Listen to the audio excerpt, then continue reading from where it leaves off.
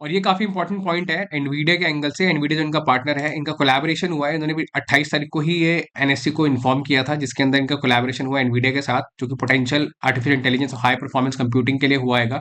और इसके बाद में ही स्टॉक में आप देख सकते हो कितनी तेजी रही है 28 तारीख को वो। हाय एवरीवन, तो आज बात करेंगे नेटवेब टेक्नोलॉजीज लिमिटेड की, और ये इंडिया की leading high and computing solutions company है। हाई एंड कंप्यूटिंग सॉल्यूशंस को मैं आगे आपको डिटेल में बताऊंगा कि क्या होता है ये। और इसका आईपीओ जो आया था अभी जुलाई मंथ के अंदर आया था, काफी बम्पर लिस्टिंग हुई थी इस आईपीओ की, क्योंकि 500 का इसका प्राइस था जब लोगों ने इसको आईपीओ का अप्लाई किया था उस भाव के आसपास। और इसकी 95% के लगभग इसकी ओपनिंग हुई थी। आप देख रहे हो 950 रुपए के आसपास ही खुला था। कुछ तो खास होगा इस कंपनी के अंदर, कुछ तो सॉलिड होगा जो इतनी बम्पर लिस्टिंग हुई इस आईपीओ की। प्लस अभी देखो ये ठीक ठाक अपने आईपीओ के भाव के आसपास ही अवेलेबल है, थोड़ा प्राइस ऊपर नीचे गया काफी। इसमें बड़े बड़े ये ग्रीन कैंडल्स हैं, बड़े बड़े पोजीशन इसके अंदर बिल्ड करे हैं लोगों ने, और काफी लोगों ने सेल भी किया है। तो क्या खास है कंपनी के अंदर, इतना सॉलिड आईपीओ लिस्टिंग क्यों है, और मुझे ये कंपनी क्यों इतनी सॉलिड लगती है, क्योंकि इसका जो बिजनेस मॉडल है वो काफी स्ट्रांग है। लॉन्ग टर्म पर्सपेक्टिव से कंपनी बहुत सॉलिड नजर आती है मेरे को। तो वो सारी चीजें, पूरा बिजनेस मॉडल मैं आपको समझाऊंगा। बट एक डिस्क्लेमर है कि कंपनी की जो वीडियो है वो सिर्फ और सिर्फ एजुकेशन पर्पस के लिए है। कोई भी मेरी तरफ से आपको इंकरेजमेंट नहीं है बाय और सेल करने के लिए, क्योंकि एक स्मॉल कैप कंपनी है। तो आप बाय सेल करने से पहले अपना एनालिसिस एक बार जरूर करें, अपने फाइनेंशियल एडवाइस से जरूर एक बार सलाह लें।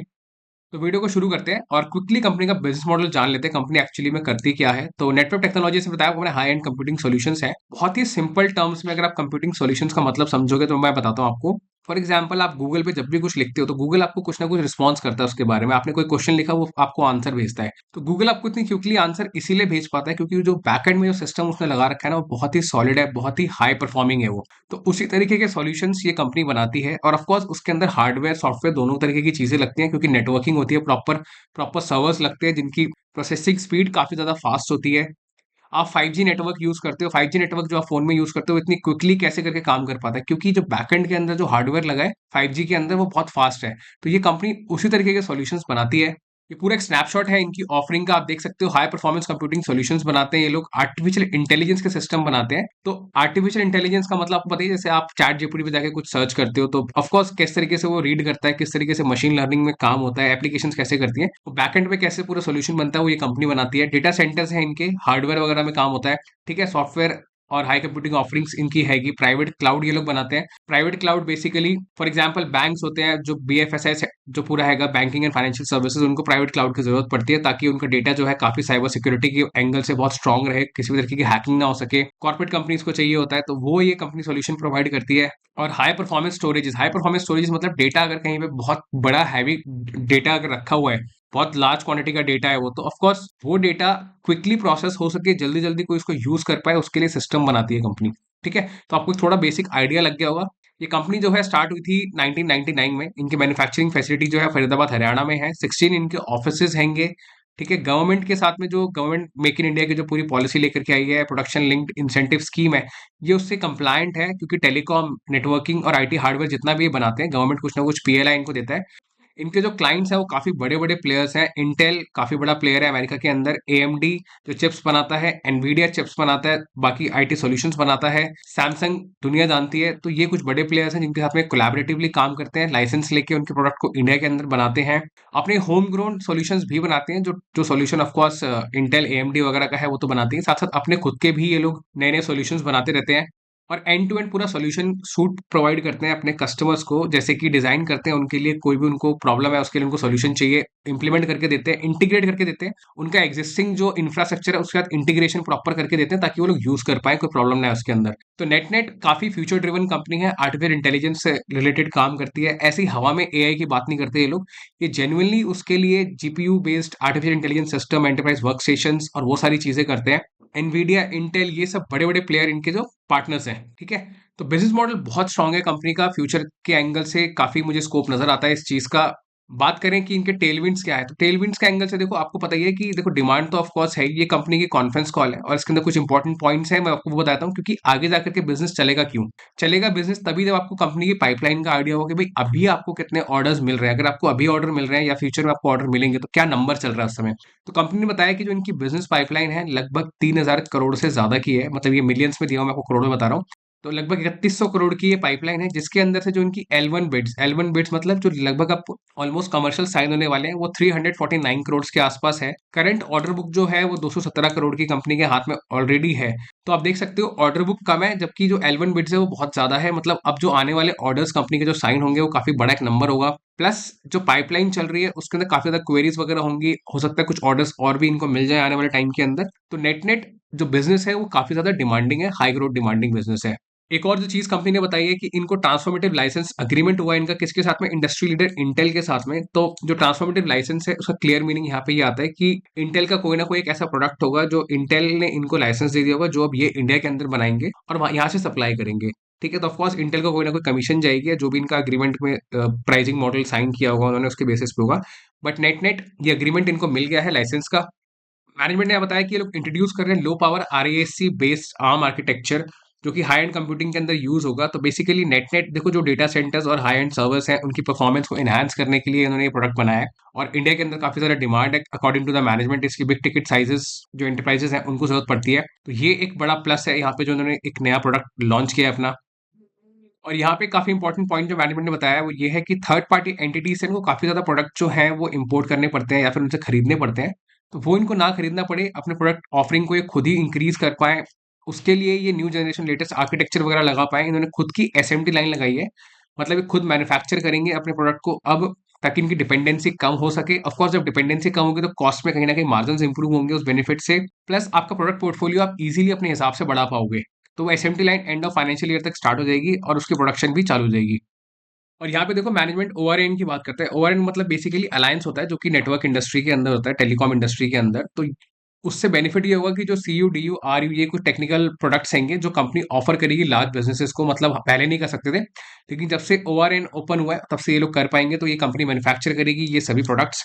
और जो कंपनी का प्रोडक्ट है एचपीसी, उसकी काफी अच्छी डिमांड है बैंकिंग फाइनेंशियल सर्विसेज इंस्टीट्यूशंस के अंदर, तो उसकी काफी अच्छी अडॉप्शन है, तो वहां से भी इनको एक अच्छा बिजनेस आ रहा है।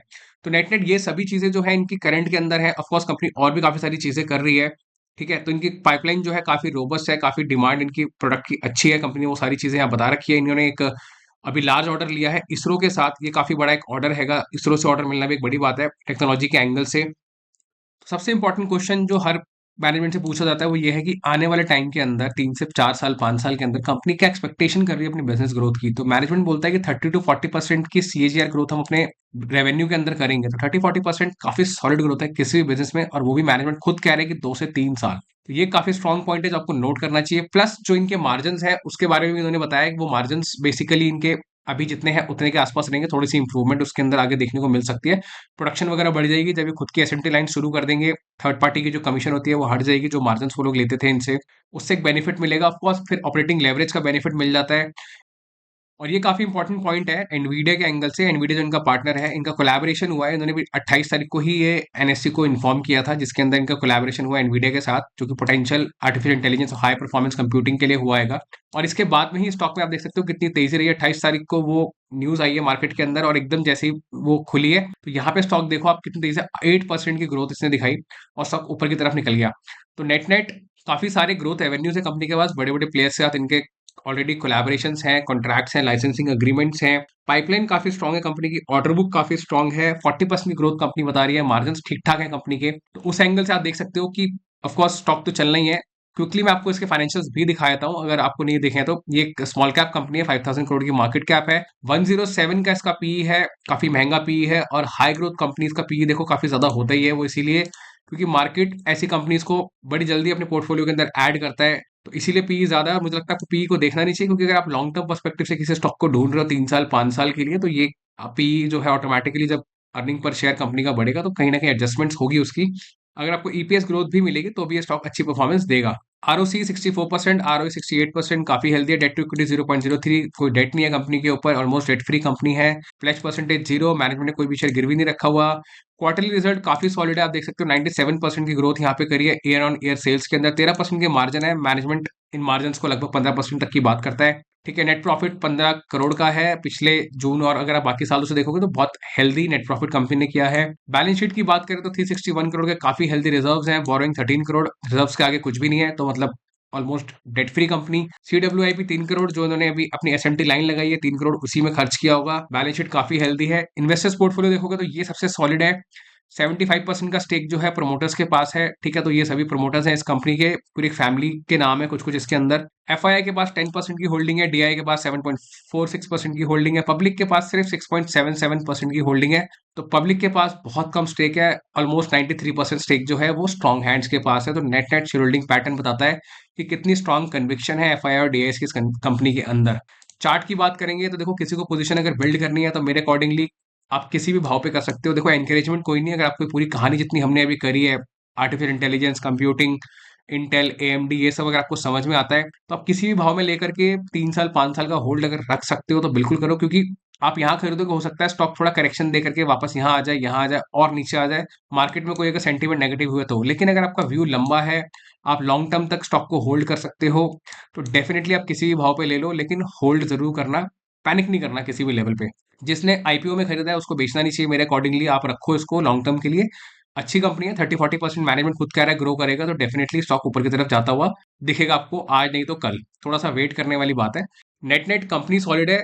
कोई पूछे कि किस भाव पे स्टॉक नीचे आ सकता है, कुछ नहीं कह सकते, यहाँ तक भी आ सकता है, यहाँ अच्छा सपोर्ट है।